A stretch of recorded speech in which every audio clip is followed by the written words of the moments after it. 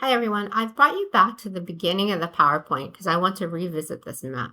So far with my little lecture videos, I've focused mainly up here on ancient Egypt, looking at Upper and Lower Egypt. Now we're going to move south and we're going to look at Nubia. We're going to look at Upper Nubia and Lower Nubia.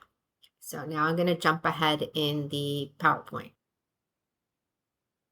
And here we're going to look at the Kushites. So who were the Kushites? Well, they're a bunch of different peoples that emerge and come out of this area of Nubia. I have a video here for you to watch if you want more history about these people. But as always, I'm just doing a very quick overview of this area. So we have different groups emerge, as I just said. The first one, the A group culture of Lower Nubia, flourishes until roughly the beginning of the Old Kingdom in Egypt. Slightly later, around 2300 BC, a new cultural phase called the C group emerges in northern Nubia. Well, near the third cataract, and remember, cataract is like rapids on the Nile River. Well, near the third cataract, a wealthy cultural center emerges. So here I'm showing you the pyramids of Nubia. And Nubia and Egypt, it has a history that goes back and forth where for a while we have the people that are living in Nubia are suppressed by the Egyptians. And in fact, the word Nubia is an Egyptian word meaning slave. But then the people in Nubia, they rise up and they conquer the Egyptians. So it goes back and forth here. And by doing this, they have a great cultural exchange that takes place. And you'll see, pyramids, different looking, but they're pyramids then in Nubia. And some of the same gods will appear in these pyramids in Nubia, Egyptian gods. It's, again, this kind of mixing, melting pot, cultural diffusion that is going on. And so here we have some smaller pyramids and larger pyramids, and these are the Royal Nubian pyramids. And they were built between 337 BC and AD 339. So that's a lot further up in time that we've jumped. They are much smaller than the Old Kingdom tombs, which were constructed in Giza then about 3,000 years earlier. So like I said, a big time difference between these things we're looking at. Each of these tombs here I'm showing you has 4 faces, and each side is an isosceles triangle, and ridged along each side then would lead the eye upward. These were a mortuary temple, and then the entrance of it really marks the last time a contact between the living and the dead world. So for your reading, you were actually supposed to read, or if you haven't done it, you will be doing it this week. You're supposed to read about these tombs. And in that reading, it explains why the tops of these are missing and actually who cut the tops off. So I'm not going to really explain that because you're supposed to look at the readings and be able to answer that. So as I said, there's this cultural diffusion where we have this mixing of things that takes place. So many of these temples that we find by the Nubians were in fact this kind of mixing. Where we see this here, this is like Horus appear again, right? We have gods that will have animal heads and human bodies, and very much the same as we would have in the Egyptian temples. And then the same belief that the bodies were supposed to be mummified, and that the Ka resided in these mummified bodies. And this was supposed to exist in the afterlife. But what happens if that body was disturbed or decayed or something? Well, then the belief was then the Ka couldn't be in the afterlife anymore.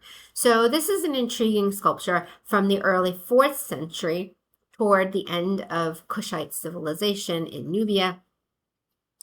And it's called a reverse head.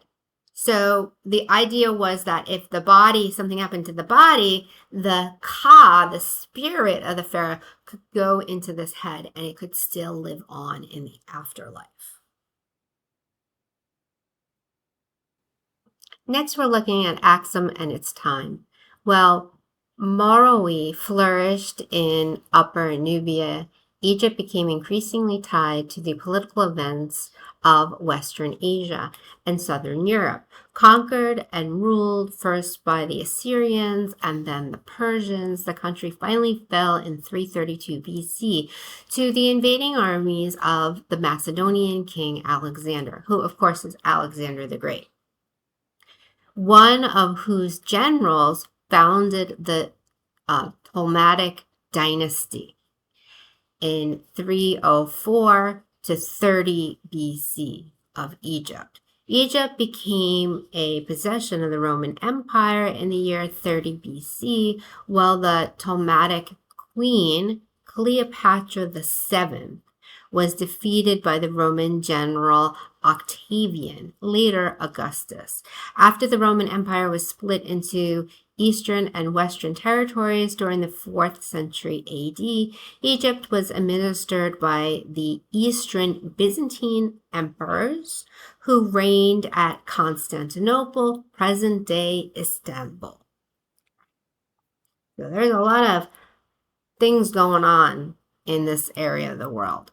The Greeks, Romans, and Byzantines all engaged in trade along the Red Sea, in some cases even traveling by ship to distant India.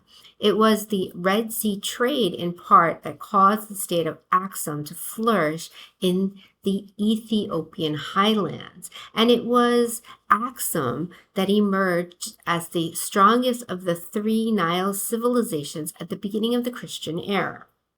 So here we have this kind of bird. It's called an ibis. We actually have these in New York. I live in Queens, and I go down sometimes to the Jamaica Bay Wildlife Refuge, and I see these birds down there. I think they're a different color in Egypt, but it's the same kind of bird. So in Egyptian art, in the Ptolemaic period, we still have a lot of things left over from our, ancient Egyptian culture, such as mummification. So there was animal sacrifice, and it was an important feature of the Egyptian religion during this period. And so here I'm showing you, as I said, this ibis that is supposed to be represented of the god Thoth. And so we might say, why would they sacrifice this bird and mummify it? Well, the idea was that these animals that they're sacrificing and mummifying, they did it to a lot of cats, actually. Pilgrims, when they're coming to pray, were given these animals that were mummified, and then they were offerings to the gods. So this one, the fact that it has like silver and gold on it, it's not like a just simple cloth mummification. So this was probably created and then put in a temple with the pharaoh so that it's an offering from the pharaoh to the gods. And I have a little video here if you want some more information about the mummification process of animals. Then I have some other videos here for you. I have 3,000 years of Ethiopian history and explained in less than 10 minutes. So it goes through Axum and some other parts of Ethiopian history. And then this is a continuation of the videos, that series, the one you watched in the first week. And this is the one that is about Ethiopia. It's a great series, but I'm not requiring you to watch these long videos throughout the semester. So when we look at this, we can say that here is Ethiopia, right? And We have flourishing trade routes joining the Horn of Africa to both Egypt and India. These stimulated the development of interrelated cultures on both the eastern and western shores of the Red Sea. By the beginning of the Christian era, the kingdom of Axum had formed.